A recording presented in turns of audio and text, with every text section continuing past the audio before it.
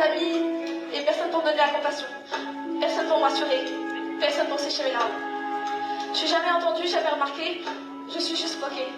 Alors, s'il vous plaît, pour une fois, écoutez-moi. C'est tout ce qu'elle demandait, qu'on écoute, qu'on entende, qu'on sache qu'elle était là. Elle le disait, elle l'avait verbalisé pour le coup en fin de troisième. Et je pense que le fait qu'elle s'est recommencé encore et qu'on rentre dans un schéma qui n'en finit jamais, bah, ça l'a amenée à disparaître pour de bon. C'était une passionnée de théâtre, elle était vivante quand elle était sur scène. Mais elle était écrasée par le regard des autres. À force de l'écraser, de l'ignorer, elle a fini par s'effacer d'elle-même. Elle a préféré mettre fin à ses jours. Elle a été mise de côté depuis longtemps parce que bah, c'était une enfant différente avec un TDAH, HPI, HPE, hors du temps, qui s'intéressait autant aux choses de son âge qu'à des choses d'autres générations. Et il y a 15 jours, à la réunion parents-prof, plusieurs enseignants avaient remarqué le problème puisque beaucoup ont dit « Angèle, mais ça va dans la classe en ce moment? Comment ça se passe ?» Et donc Angèle a réexpliqué encore et encore, bah, plus personne me parle, voilà. Et à part, je crois, 3 enseignants, tout le monde lui a répondu bah, il faut que tu apprennes à être seule.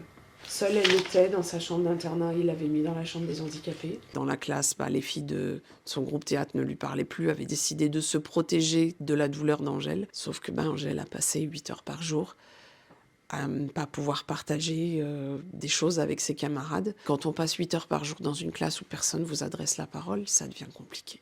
L'isolement, c'est une forme de harcèlement. Mettre quelqu'un à l'écart, l'ostraciser, c'est une forme de harcèlement. Ce que je demande, c'est que pour ma fille, c'est trop tard, mais que les enfants, les ados, prennent conscience que mettre quelqu'un à l'écart parce qu'il a une différence, parce qu'il ne pense pas comme vous, parce qu'il ne s'intéresse pas à la même chose que vous, c'est pas une solution. Parce que ces enfants qui sont isolés, ils finissent par s'effacer et disparaître. Angèle a disparu. Je veux que sa voix continue d'exister. Je veux que son slam soit chanté dans les écoles. Je veux que ce soit repris, que les profs de musique le fassent apprendre à leurs élèves. Je veux que sa voix vive, pour qu'elle ne soit pas qu'une statistique, pour qu'elle existe encore un petit peu pour nous, pour elle, et que si elle est quelque part, elle voit que ça n'a pas été vain, et que son texte, il vit, son texte, il existe. Sa douleur, d'autres la vivent aussi. Mais il faut que ça s'arrête. Il faut que ça s'arrête. Je sais pas me sentir bien, je me fais trop chier pour continuer à vivre. Je sais pas courir parce que j'irai mal, mais parce que j'irai bien. Dans le miroir de ma personnalité, j'ai vu mon état se dégrader. T'as encore plein de choses à dire quand tu me parles. Ça fait déjà 4 ans que je suis dans le noir. Plus je grandis, plus je m'enfonce. J'ai pas vraiment d'amis et personne pour me donner la compassion.